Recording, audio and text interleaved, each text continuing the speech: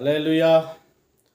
ପ୍ରଭୁ ଯୀଶୁଖ୍ରୀଷ୍ଟଙ୍କ ମଧୁର ନାମରେ ସମସ୍ତଙ୍କୁ ପ୍ରେଜ୍ ଦ ଲର୍ଡ। ମୋର ପ୍ରିୟ ଭାଇ ଓ ଭଉଣୀମାନଙ୍କୁ ଏହି ସନ୍ଧ୍ୟାକାଳ ସମୟରେ ଆମ ସିୟନ ମଣ୍ଡଳୀ ବାକ୍ୟ ଶୁଣିବା ପାଇଁ ଆପଣମାନେ ସମସ୍ତଙ୍କୁ ପ୍ରଭୁ ଯୀଶୁଖ୍ରୀଷ୍ଟଙ୍କ ନାମରେ ଆହ୍ୱାନ କରୁଅଛି। ଆଉ ବିଶେଷ କରି ମୋର ପ୍ରିୟ ଭାଇ ଓ ଭଉଣୀମାନେ, ବର୍ତ୍ତମାନ ଆମେମାନେ ସିୟନ ମଣ୍ଡଳୀର ବାକ୍ୟ ଶୁଣୁଅଛୁ। ଆପଣମାନେ ସବୁଦିନ ପ୍ରଭୁ ଯୀଶୁଖ୍ରୀଷ୍ଟଙ୍କର ବାକ୍ୟ ଶୁଣୁଅଛନ୍ତି ଏବଂ ଆତ୍ମିକତାରେ ଅଭିବୃଦ୍ଧି ହେଉଅଛନ୍ତି ବୋଲି ମୁଁ ପ୍ରଭୁଙ୍କ ନାମକୁ ଧନ୍ୟବାଦ ଦେଉଛି। ଆସନ୍ତୁ ମୋର ପ୍ରିୟ ଲୋକମାନେ, ଆମ ଚ୍ୟାନେଲରେ ବିଶେଷ କରି ଅନ୍ୟ କୌଣସି ବିଷୟ ନଥିବ, କେବଳ ପରମେଶ୍ୱରଙ୍କର ବାକ୍ୟ ଧ୍ୟାନ କରିବା, ପରମେଶ୍ୱରଙ୍କର ବାକ୍ୟରେ ଥିବା ନିଗୂଢ଼ ତତ୍ତ୍ୱ ବିଷୟକୁ ଅନୁସନ୍ଧାନ କରିବା ଏବଂ ତହିଁର ଗଭୀରତା ବିଷୟକୁ ଜାଣିବା ପାଇଁ ପବିତ୍ର ଆତ୍ମାଙ୍କ ସାହାଯ୍ୟ ଲୋଡ଼ିବା। ଏହା ହେଉଛି ଆମମାନଙ୍କର ଲକ୍ଷ୍ୟ ଅଟେ। ବିଶେଷ କରି ଆମମାନଙ୍କର ପ୍ରଭୁ ଯୀଶୁ ଆମମାନଙ୍କୁ ତାଙ୍କର ଆତ୍ମାଙ୍କ ସାହାଯ୍ୟରେ ଅନେକ ବିଷୟ ଜଣାଇଛନ୍ତି। ତେଣୁ ଆମେମାନେ ସବୁଦିନ ଆମ ସିୟନ ମଣ୍ଡଳୀର ଖ୍ରୀଷ୍ଟିଆନ ମେସେଜ ଶୁଣିବା ପାଇଁ ଆପଣମାନେ ସମସ୍ତେ ଧ୍ୟାନପୂର୍ବକ ପ୍ରାର୍ଥନାପୂର୍ବକ ଆସି ଉପସ୍ଥିତ ହେଉଛନ୍ତି ଆଉ ଦେଖୁଅଛନ୍ତି ବୋଲି ପ୍ରଭୁ ଯୀଶୁଖ୍ରୀଷ୍ଟଙ୍କୁ ଧନ୍ୟବାଦ କରୁଅଛି। ଯାହା ବି ହେଉ, ବର୍ତ୍ତମାନ ଆମେମାନେ ସମୟକୁ ଆଉ ନଷ୍ଟ ନକରି ବର୍ତ୍ତମାନ ପ୍ରଭୁଙ୍କର ବାକ୍ୟ ଶୁଣିବା ପାଇଁ ଆମେମାନେ ଆଗେଇ ଯିବା। ଆସନ୍ତୁ ଆମେମାନେ ବାକ୍ୟ ପଢ଼ି ପ୍ରାର୍ଥନା ସହିତ ଆମେମାନେ ପ୍ରଭୁଙ୍କ ବାକ୍ୟକୁ ଆଲୋଚନା କରିବା। ମୋ ସହିତ ଖୋଲନ୍ତୁ ପିଲିପିୟ ପୁସ୍ତକ, ପିଲିପିୟ ପୁସ୍ତକ 3 ପର୍ବ ତାର 7 ପଦରୁ ମୁଁ କିଛି ଅଂଶ ପାଠ କରୁଛି। କିନ୍ତୁ ଯାହା ସବୁ ମୋ ପକ୍ଷରେ ଲାଭଜନକ ଥିଲା, ସେହି ସବୁ ମୁଁ ଖ୍ରୀଷ୍ଟଙ୍କ ନିମନ୍ତେ କ୍ଷତିଜନକ ବୋଲି ଗଣ୍ୟ କରିଅଛି। ହଁ, ପ୍ରକୃତରେ ମୁଁ ମୋର ପ୍ରଭୁ ଯୀଶୁଖ୍ରୀଷ୍ଟଙ୍କ ଜ୍ଞାନର ଉତ୍କୃଷ୍ଟତା ନିମନ୍ତେ ସମସ୍ତ ବିଷୟ କ୍ଷତିଜନକ ବୋଲି ଗଣ୍ୟ କରେ। ତାହାଙ୍କ ନିମନ୍ତେ ମୁଁ ସମସ୍ତ ବିଷୟର କ୍ଷତି ସହ କଲି, ପୁଣି ସେହି ସବୁ ଆବର୍ଜନା ସ୍ୱରୂପ ଗଣ୍ୟ କରେ, ଯେପରି ମୁଁ ଖ୍ରୀଷ୍ଟଙ୍କୁ ଲାଭ କରିପାରେ ଓ ତାହାଙ୍କର ବୋଲି ଜଣାଯାଏ। ପୁଣି ବ୍ୟବସ୍ଥା ପାଳନ ହେତୁ ନିଜର ଧାର୍ମିକତା ପ୍ରାପ୍ତ ନ ହୋଇ ବରଂ ଯେପରି ଖ୍ରୀଷ୍ଟଙ୍କଠାରେ ବିଶ୍ୱାସ ଦ୍ୱାରା ଈଶ୍ୱରଙ୍କର ତତ୍ତ୍ୱ ବିଶ୍ୱାସମୂଳକ ଧାର୍ମିକତା ପ୍ରାପ୍ତ ହୁଏ, ଯେପରି ମୁଁ ତାହାଙ୍କ ପୁନରୁତ୍ଥାନର ଶକ୍ତି ଓ ତାହାଙ୍କ ମୃତ୍ୟୁଭୋଗରେ ତାହାଙ୍କ ତୁଲ୍ୟ ହୋଇ ତାହାଙ୍କ ମୃତ୍ୟୁଭୋଗ ସହଭାଗିତା ଜ୍ଞାତ ହୁଏ ଏବଂ କୌଣସି ପ୍ରକାରେ ମୃତମାନଙ୍କ ମଧ୍ୟରୁ ପୁନରୁତ୍ଥାନ ପ୍ରାପ୍ତ ହୋଇପାରେ। ହାଲେଲୁୟା। ପ୍ରଭୁ ଆମମାନଙ୍କୁ ଏ ପଠିତ ବାକ୍ୟ ଦେଇ ଆମମାନଙ୍କୁ ଆଶୀର୍ବାଦ କରନ୍ତୁ। ପ୍ରାର୍ଥନା କରିବା ମୋ ପ୍ରିୟ ଲୋକମାନେ। ସର୍ବଶକ୍ତିମାନ ଜୀବନ୍ତିକା ସୁଧା ପ୍ରଭୁ ଆଶ୍ଚର୍ଯ୍ୟ ପରାକ୍ରାନ୍ତ ପରମେଶ୍ୱର, ଆମେ ତୁମକୁ ଧନ୍ୟବାଦ କରୁଛୁ। ବିଶେଷ କରି ଆଜିର ବାକ୍ୟ ପ୍ରଭୁ ପରମେଶ୍ୱର ତୁମର ପବିତ୍ର ଆତ୍ମାଙ୍କ ଚାଳନାରେ ପ୍ରଭୁ ଆମମାନଙ୍କୁ ବୁଝାଇ ଦିଅ। ମୁଁ ଆଉ ଆମେ ସମସ୍ତେ ପ୍ରଭୁ ପରମେଶ୍ୱର ତୁମର ବାକ୍ୟ ପାଳନ କରିପାରିବୁ ଏବଂ ପରମେଶ୍ୱର ଶୁଣିବୁ ଏବଂ ପରମେଶ୍ୱର ବୁଝିପାରିବୁ। ସେଥିପାଇଁ ତୁମର ଆତ୍ମାଙ୍କ ଚାଳନା ଆମମାନଙ୍କୁ ପ୍ରଦାନ କର ବୋଲି ମହିମା ଗୌରବ ପ୍ରଶଂସା ପୂଜା ତୁମକୁ ଦେଇ ଯୀଶୁଙ୍କ ନାମରେ ପ୍ରାର୍ଥନା କଲି ପ୍ରଭୁ, ଆମେନ୍। ହାଲେଲୁୟା। ମୋ ପ୍ରିୟ ଭାଇମାନେ ଏବଂ ଭଉଣୀମାନେ, ବିଶେଷ କରି ଆମେମାନେ ପିଲିପିୟ ପୁସ୍ତକ ଆଜି ପାଠ କଲୁ। ପିଲିପିୟ ପୁସ୍ତକରେ ପ୍ରେରିତ ପାଉଲ ପିଲିପିୟ ମଣ୍ଡଳୀ ନିକଟକୁ ଯେଉଁ ବାର୍ତ୍ତା ଦେଇଅଛନ୍ତି ତାହା ଆମେମାନେ ପାଠ କରିଅଛୁ। ସେ କହୁଅଛନ୍ତି, ମୁଁ ଜଣେ ପ୍ରଧାନ ପାପୀ, ମୋ ପରି ଲୋକ ଏ ପୃଥିବୀରେ ଆପଣମାନେ ଖୋଜିଲେ ପାଇବେ ନାହିଁ, କାରଣ ମୁଁ ସେ ପ୍ରକାର ପରମେଶ୍ୱରଙ୍କୁ ବିରୁଦ୍ଧ ଆଚରଣ କରୁଥିଲି।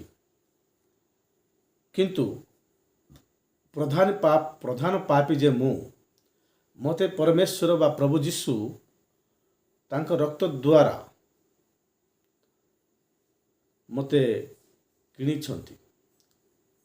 ତାଙ୍କର କରଡ଼ା ପ୍ରହାର ଦ୍ୱାରା ମୋ ପାଇଁ ତାଙ୍କେ ଜୀବନ ଦେବା ଦ୍ୱାରା ମୁଁ କ'ଣ ହେଇଛି, ମୃତ୍ୟୁରୁ ରକ୍ଷା ପ୍ରାପ୍ତ ହୋଇ ଅନନ୍ତ ଜୀବନର ଅଧିକାର ହେଇଅଛି। ସେ କହୁଅଛନ୍ତି, କିନ୍ତୁ ଯାହା ସବୁ ମୋ ପକ୍ଷରେ ଲାଭଜନକ ଥିଲା ସେସବୁ ମୁଁ ଖ୍ରୀଷ୍ଟଙ୍କ ନିମନ୍ତେ କ୍ଷତିଜନକ ବୋଲି ଗଣ୍ୟ କରିଅଛି। ହାଲେଲୁୟା। ଆଜିକାଲି ଆମେମାନେ ଦେଖୁଛୁ ଅନେକ ଲୋକମାନେ ଧନରେ ପଛରେ ଦୌଡ଼ି ଦୌଡ଼ି ଦୌଡ଼ି ଦୌଡ଼ି କାହାର ମୁଣ୍ଡ ମାରୁଛନ୍ତି, କାହାର ପରିବାରକୁ ନଷ୍ଟ କରୁଛନ୍ତି, ମାନେ କେତେ ମିଛ କଥା କହୁଛନ୍ତି, କେତେ ଗୁଡ଼ାଏ ନ କରିବା କାମ ଗୁଡ଼ାକ ମଧ୍ୟ କରୁଛନ୍ତି। କ'ଣ ପାଇବା ପାଇଁ? ଧନ ପାଇବା ପାଇଁ, ଏ ଜଗତରେ ପଦବୀ ପାଇବା ପାଇଁ, ଏ ଜଗତରେ ଅଧିକାର ପାଇବା ପାଇଁ, ଏ ଜଗତରେ ଏନ୍ଜୟ କରିକି ବଞ୍ଚିବା ପାଇଁ ଧନର ପଛରେ ଅନେକ ଲୋକମାନେ ଯାଉଅଛନ୍ତି।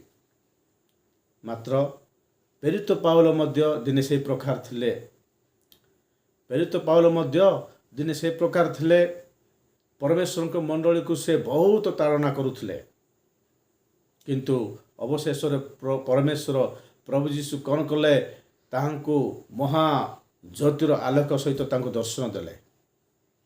ଯେତେବେଳେ ଆଉ ପରମେଶ୍ୱରଙ୍କର ମଣ୍ଡଳୀକୁ ବା ପ୍ରଭୁ ଯୀଶୁ ଖ୍ରୀଷ୍ଟଙ୍କର କନ୍ୟା ରୂପ ମଣ୍ଡଳୀକୁ ଆଉ ସେ ଯେତେବେଳେ ତାଡ଼ନା କରିବାକୁ ଯାଉଥିଲେ, ସେତେବେଳେ ଦମେଶକରେ ପରମେଶ୍ୱର ବା ପ୍ରଭୁ ଯୀଶୁ ତାଙ୍କୁ କ'ଣ କଲେ? ଦର୍ଶନ ଦେଲେ। ହାଲେଲୁୟା। ସେହି ସମୟରେ ଆଉ ପାଉଲ ନିଜକୁ ସମର୍ପିତ ହୋଇ ପ୍ରଭୁଙ୍କ ନିକଟରେ ଆଉ ବାପ୍ତିଜିତ ହୋଇ ଆଉ ସେ କ'ଣ କଲେ? ନୂତନ ଜୀବନଯାପନ କରିବାକୁ ଆରମ୍ଭ କଲେ। ସେ ପୁରୁଣା ଜୀବନଯାପନ ସବୁ ଛାଡ଼ି ଦେଇ, ପୁରୁଣା ପାଉଲ ସେ ସାଉଲ ଥିଲେ, ସେ ସାଉଲ ସେ ଯୀଶୁଖ୍ରୀଷ୍ଟଙ୍କୁ ବିଶ୍ୱାସ କଲା ପରେ ପାଉଲରେ ପରିଣତ ହେଲେ। ମୋର ପ୍ରିୟ ଭାଇମାନେ, ଆମେମାନେ ଚିନ୍ତା କରିବା, ସେ ଲୋକର ବହୁତ କିଛି ଧନ ସମ୍ମାନ ଥିଲା। ସେ ଲୋକ କହିବାକୁ ଗଲେ ଗୋଟେ ରାଜକର୍ମଚାରୀ, ରାଜାମାନଙ୍କ ପାଖରେ ସେ କାମ କରୁଥିଲେ, ମନ୍ତ୍ରୀମାନଙ୍କ ପାଖରେ କାମ କରୁଥିଲେ। ତାଙ୍କର ସେ ଗୋଟେ ମାନ୍ୟଗଣ୍ୟ ବ୍ୟକ୍ତି, ତାଙ୍କର ସମସ୍ତ ବିଷୟ ତାଙ୍କୁ ସମସ୍ତେ ବଶୀଭୂତ ହେଉଥିଲେ, ତାଙ୍କୁ ସମସ୍ତେ ଭୟ କରୁଥିଲେ। ବିଶେଷ କରି ସେହି ସମୟରେ ଯେତେବେଳେ ମଣ୍ଡଳୀକୁ ସେ ତାଡ଼ନା କରୁଥିଲେ, ସେ ସମୟରେ ଖ୍ରୀଷ୍ଟିଆନ ଲୋକମାନେ ମଧ୍ୟ, ପ୍ରଭୁଙ୍କ ଲୋକମାନେ ମଧ୍ୟ, ଜିହୁଦୀ ଲୋକମାନେ କ'ଣ କରୁଥିଲେ ନା ପରମେଶ୍ୱରଙ୍କ ଲୋକମାନେ କ'ଣ କରୁଥିଲେ? ଏ ପାଉଲଙ୍କୁ ଭୟ କରୁଥିଲେ। ଆଉ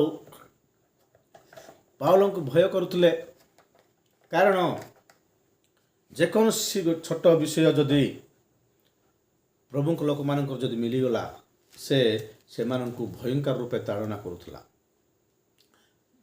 କରୁଥିଲେ। କାରଣ ବର୍ତ୍ତମାନ ସାଉଲ ପାଉଲ ହେଇଗଲେ, ତାଙ୍କୁ ସମ୍ମାନରେ କଥା କହିବାର ଅଛି। ହାଲେଲୁୟା।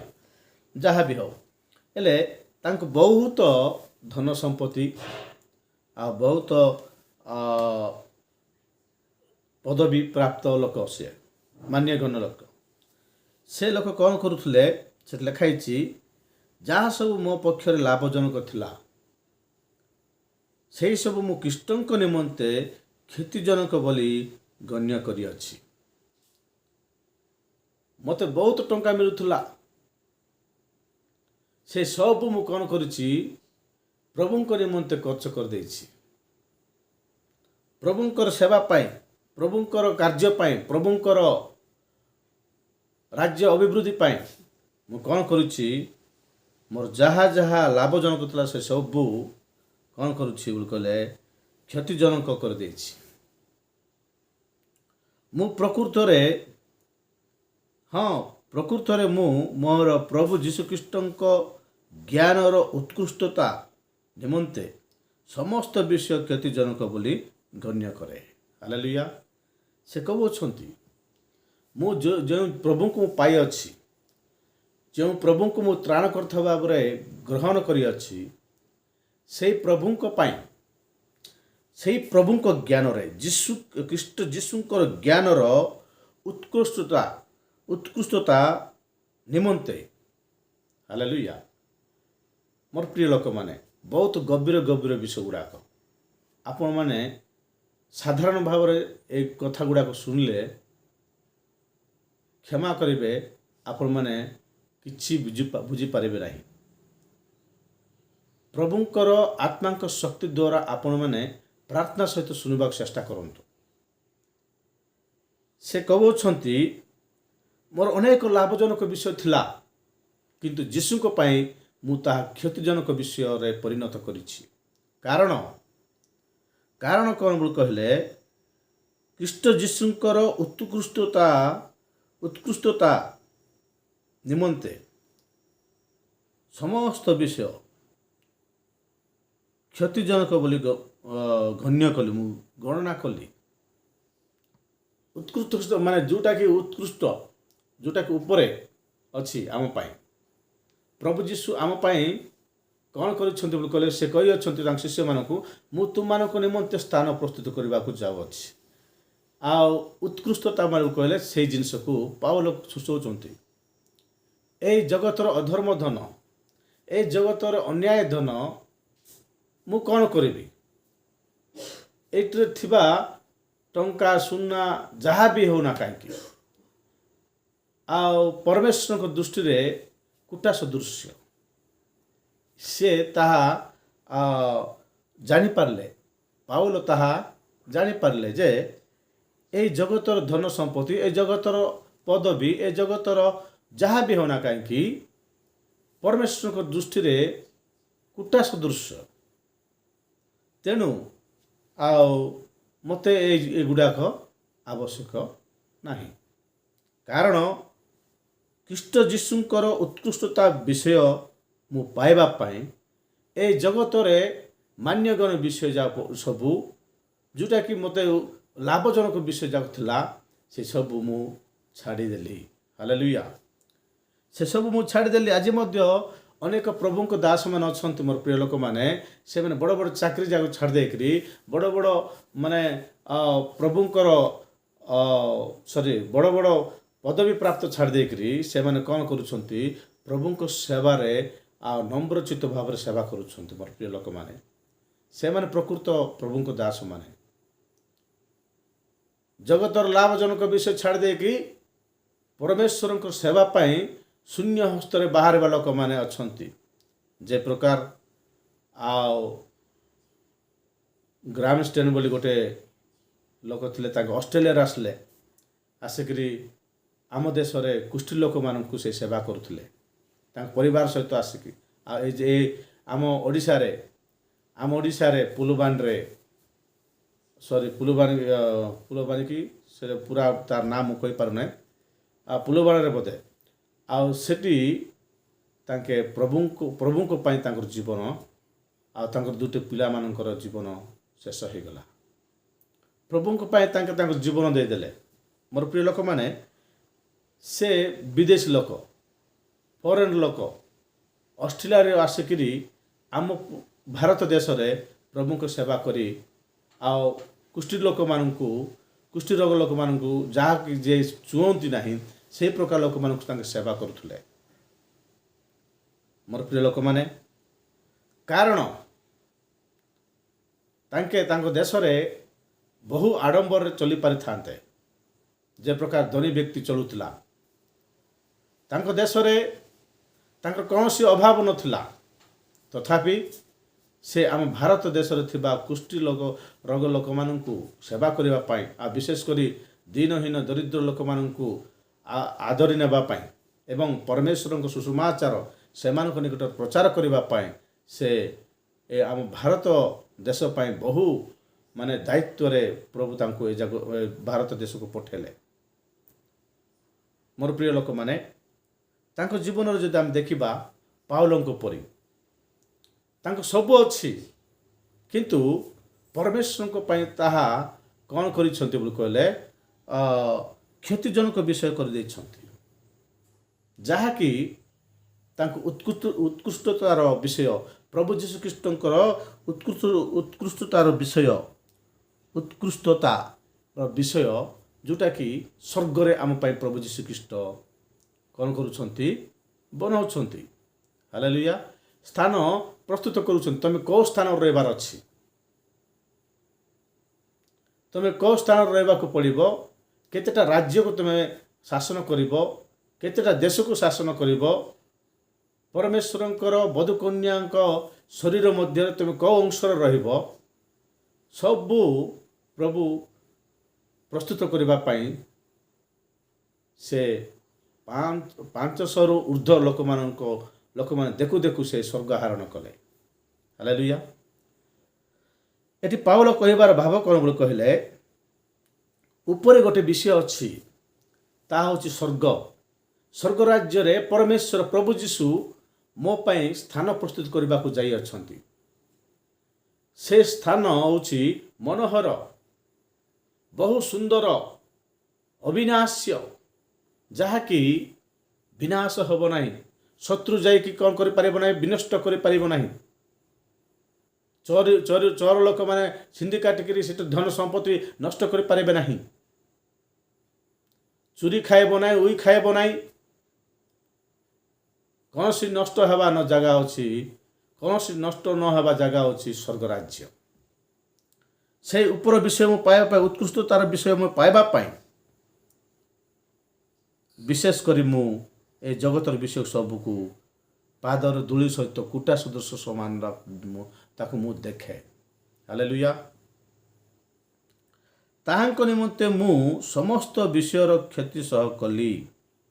ଏ ଜଗତରେ ଯୀଶୁଖ୍ରୀଷ୍ଟଙ୍କ ପାଇଁ ପାଉଲ କ'ଣ କଲେ, କାରାଗାର ଗଲେ। ପ୍ରଭୁ ଯୀଶୁ ଯେତିକି କଷ୍ଟ ସହିଲେ ସେ ପ୍ରକାର କଷ୍ଟ, ଗୋଟେ ନିନ୍ଦା, ଅପମାନ, ତାଡ଼ନା, ବିଭିନ୍ନ ପ୍ରକାର ମାନେ ସେଟା କ'ଣ କହିବେ, ସେଟା ରୋଗ ସମସ୍ୟାର ମଧ୍ୟ ତାଙ୍କେ ପଡ଼ିଗଲେ। ବହୁତ କଷ୍ଟ, ଅଗ୍ରାହ, ଲୋକମାନଙ୍କ ଦ୍ୱାରା ଘୃଣିତ, ଲୋକମାନଙ୍କ ଦ୍ୱାରା ଶାସିତ ହୋଇ ବହୁ କଷ୍ଟ ପାଇଲେ ପ୍ରଭୁ ଯୀଶୁଖ୍ରୀଷ୍ଟଙ୍କ ନିମନ୍ତେ। କାରଣ ଏ ଜୀବନ ଶେଷ ହେବା ସମୟରେ, ଏ ଜୀବନଯାତ୍ରା ଯେତେବେଳେ ଶେଷ ହୋଇଯିବ, ସେତେବେଳେ ତାଙ୍କ ପାଇଁ ଜୀବନ ମୁକୁଟ ଅଛି ବୋଲି ପ୍ରେରିତ ପାଉଲ କହନ୍ତି। ହାଲେଲୁୟା। ସେ କହୁଛନ୍ତି, ଦେଖିବା ତାର ପିଲିପିୟ ପୁସ୍ତକ 3 ପର୍ବ, ପିଲିପିୟ ପୁସ୍ତକ 4 ପର୍ବ, କ୍ଷମା କରିବେ, ପିଲିପିୟ ପୁସ୍ତକ 4 ପର୍ବ ତାର 1 ପଦ। ଅତଏବ ଏ ମୋର ପ୍ରିୟ ଓ ଇଷ୍ଟ, ମୋହର ଆନନ୍ଦ ଓ ମୁକୁଟ ସ୍ୱରୂପ ଭାତୃବୃନ୍ଦ, ଏହିପରି ଭାବରେ ପ୍ରଭୁଙ୍କଠାରେ ସ୍ଥିର ହୋଇଥାଅ। ହାଲେଲୁୟା। ସେଠି ଲେଖା ହେଇଛି, ହେ ମୋହର ପ୍ରିୟ ଇଷ୍ଟ, ମୋହର ଆନନ୍ଦ ଓ ମୁକୁଟ ସ୍ୱରୂପ ଭାତୃବୃନ୍ଦ। ହାଲେଲୁୟା। ସେଠି ସୁନ୍ଦର ଭାବରେ କହୁଛନ୍ତି, ମୁକୁଟ ସ୍ୱରୂପ ଭାତୃବୃନ୍ଦ। ପୁଣି କେମିତି ବୋଲି କହିଲେ, ପ୍ରେରିତ ପାଉଲଙ୍କର ଯେଉଁ କାର୍ଯ୍ୟ ସେମାନେ ଦେଖିଛନ୍ତି, ପିଲିପିୟ ମଣ୍ଡଳୀର ଲୋକମାନେ, ସେମାନେ ତାଙ୍କର ମୁକୁଟ ସ୍ୱରୂପ, ମାନେ ମସ୍ତକ ଟେକିବା ଲୋକ ପରି କାର୍ଯ୍ୟ କରିଛନ୍ତି।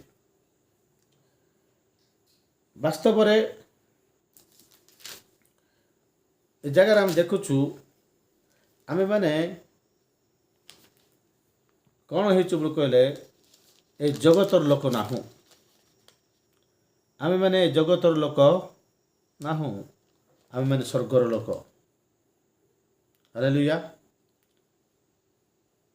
ଆମେମାନେ ସ୍ୱର୍ଗର ପଣ ପାଇବା ଲୋକମାନେ, ସ୍ୱର୍ଗର ପଣ ପାଇବା ଲୋକମାନେ, ଲକ୍ଷ୍ୟସ୍ଥଳକୁ ଯାଉଥିବା ଲୋକମାନେ, ସେ କହୁଛନ୍ତି ପ୍ରଭୁ ଯୀଶୁଖ୍ରୀଷ୍ଟଙ୍କର ଜଣେ ଗଣ୍ୟ ବ୍ୟକ୍ତି ହେବା ପାଇଁ। କ'ଣ ହେବା ପାଇଁ? ପୁଣି ସେଇ ସବୁ ସେ 3:8 ଲେଖା ହେଇଛି ତାର ଶେଷ ଭାଗରେ, ପୁଣି ସେଇ ସବୁ ଆବର୍ଜନା ସ୍ୱରୂପ ଗଣ୍ୟ କରେ। ଏ ଜଗତର ବିଷୟ ସବୁ ମୁଁ ଆବର୍ଜନା ସ୍ୱରୂପେ ଗଣ୍ୟ କରିଅଛି।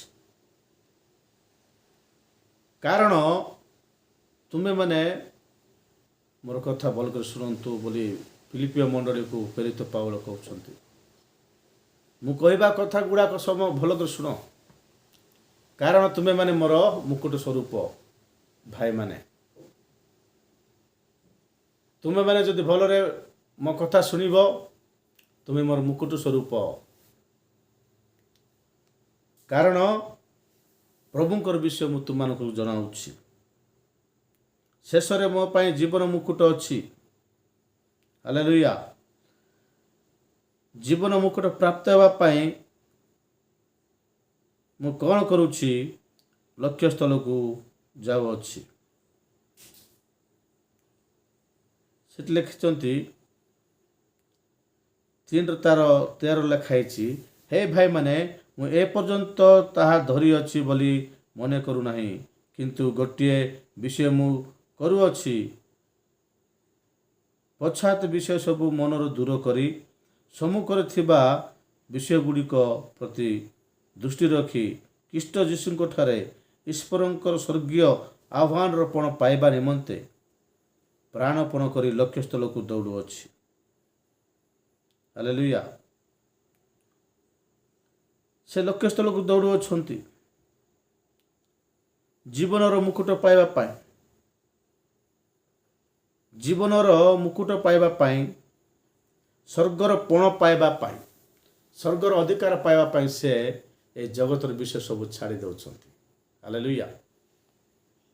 ସେ ଗୋଟେ ସୁନ୍ଦର କଥା କହିଛନ୍ତି ସେ 3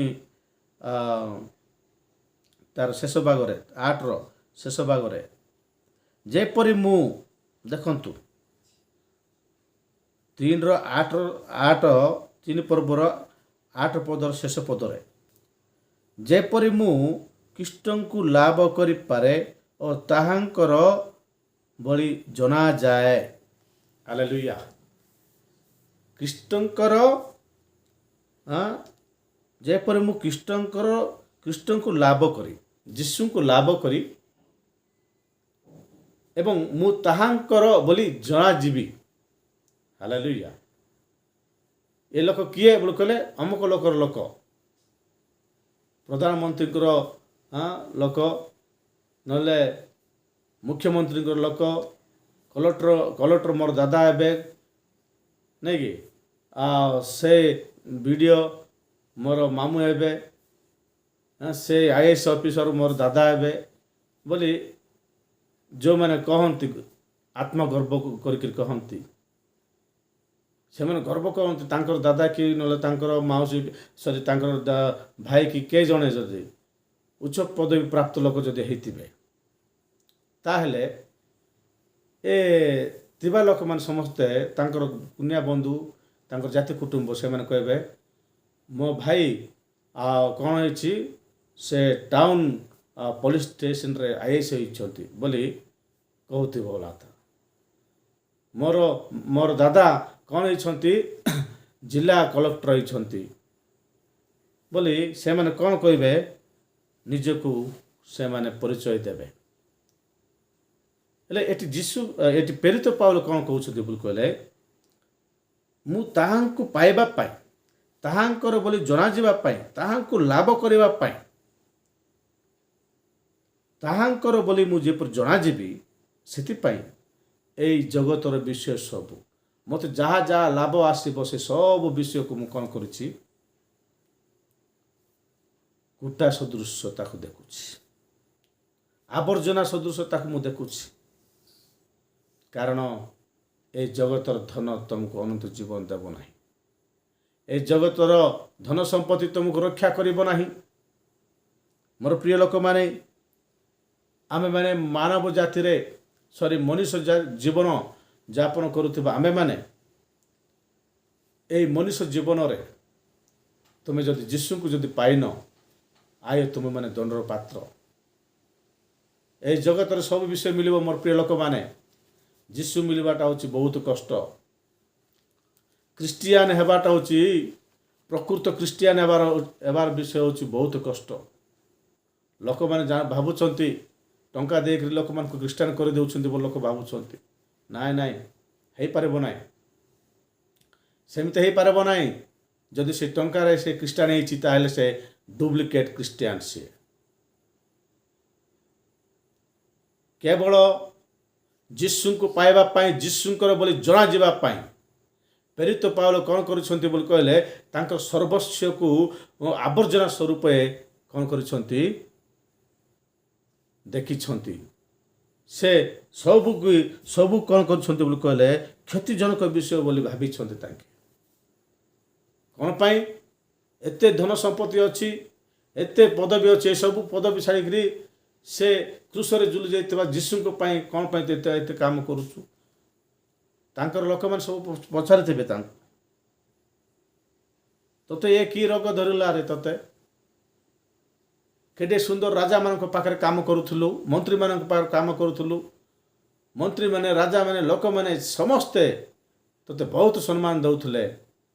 ଏବେ ସେ କ୍ରୁଶରେ ସେ ମରିଯାଇକରି ସେ ସମାଧି ହେଇଗଲାନି। ତାଙ୍କ ପାଇଁ ସେ ଲୋକ ଅଛି କି ନାହିଁ କି, ସେ ଲୋକ ପାଇଁ ତୁମେ କ'ଣ କରୁଛ? ଏତେ କଷ୍ଟ ପାଉଛ ବୋଲି ତାଙ୍କ ଲୋକମାନେ ତାଙ୍କୁ କ'ଣ କରିଥିବେ, କହିଥିବେ। ମାତ୍ର ସେ କହୁଛନ୍ତି, ବିଶେଷ କରି ଏ ଜାଗାରେ ଆମେ ଯଦି 10 ଦେଖିବା, ତାର ଫିଲିପିଓ ପୁସ୍ତକ 3 ପର୍ବ ତାର 10 ପଦରେ ଲେଖା ହେଇଯାଇଛି, ଯେପରି ମୁଁ ତାହାଙ୍କ ପୁନରୁତ୍ଥାନର ଶକ୍ତି ଓ ତାହାଙ୍କ ମୃତ୍ୟୁ ବଗରେ ତାହାଙ୍କ ତୁଲ୍ୟ ହୋଇ ତାହାଙ୍କ ଦୁଃଖ ବଗର ସହଭାଗିତା ଜ୍ଞାତ ହୁଏ। ହାଲେଲୁୟା। ଏବଂ କୌଣସି ପ୍ରକାରେ ମୃତ୍ୟୁମାନଙ୍କ ମଧ୍ୟରୁ ପୁନରୁତ୍ଥାନ ପ୍ରାପ୍ତ ହୋଇପାରେ। ପ୍ରାଇଜ୍ ଦ ଲର୍ଡ। ମୃତ୍ୟୁମାନଙ୍କ ମଧ୍ୟରୁ ପୁନରୁତ୍ଥାନ ମୁଁ ଯେପରି ହେଇପାରିବି, ତେଣୁ ମୁଁ ଯୀଶୁଙ୍କ ସହିତ ଯେ ପ୍ରକାର ମରିକିରି ପୁନର୍ବାର ଉଠିପାରିବି, ସେଥିପାଇଁ ମୁଁ ଯୀଶୁଖ୍ରୀଷ୍ଟଙ୍କୁ ବିଶ୍ୱାସ କରୁଅଛି। ସେ କହୁଛନ୍ତି, ଯେପରି ମୁଁ ତାହାଙ୍କ ପୁନରୁତ୍ଥାନର ଶକ୍ତି ଓ ତାହାଙ୍କ ମୃତ୍ୟୁ ବଗରେ ତାହାଙ୍କ ତୁଲ୍ୟ ହୋଇପାରିବି। ଆମେ ସମସ୍ତେ ଯେତେ ଲୋକ ଯୀଶୁଖ୍ରୀଷ୍ଟଙ୍କୁ ବିଶ୍ୱାସ କରିଛୁ, ଯୀଶୁ ଯେମିତି ପୁନରୁତ୍ଥିତ ହେଲେ, ଆମେମାନେ ମଧ୍ୟ ସେହି ପ୍ରକାର ପୁନରୁତ୍ଥିତ ହେଇପାରିବା। ପୁନରୁତ୍ଥାନ ବିଷୟରେ କାହାର ମଧ୍ୟ ଏତେ ଗୁରୁତ୍ୱ ନାହିଁ। କେହି ମଧ୍ୟ ଏତେ ଗୁରୁତ୍ୱ ବିଷୟରେ ବୋଲି ଭାବୁନାହାନ୍ତି। ପୁନରୁତ୍ଥାନ ଗୋଟିଏ ଆଶ୍ଚର୍ଯ୍ୟ ବିଷୟ ମୋର ପ୍ରିୟ ଲୋକମାନେ। ପୁନରୁତ୍ଥାନ ବିଷୟରେ ପାଉଲ ଏଠି ବଡ଼ ବିଚିତ୍ର କଥା କହୁଛନ୍ତି। ମୁଁ ତାହାଙ୍କ ପୁନରୁତ୍ଥାନରେ ଅଂଶ ହେଇପାରିବି, ତାହାଙ୍କ ପୁନରୁତ୍ଥାନର ତୁଲ୍ୟ ହେଇପାରିବି। ତାହାଙ୍କ ପୁନରୁତ୍ଥାନର ଶକ୍ତି ଓ ତାହାଙ୍କ ମୃତ୍ୟୁ ବଗରେ ତାହାଙ୍କ ତୁଲ୍ୟ ହୋଇ ତାହାଙ୍କ ଦୁଃଖ ବଗରେ ସହଭାଗିତା ଜ୍ଞାତ ହୁଏ। ତାହାଙ୍କ ଦୁଃଖ ବଗର ସହଭାଗିତା ପରି ସେ ନିଜକୁ ଜ୍ଞାତ ହେଲା ପରେ,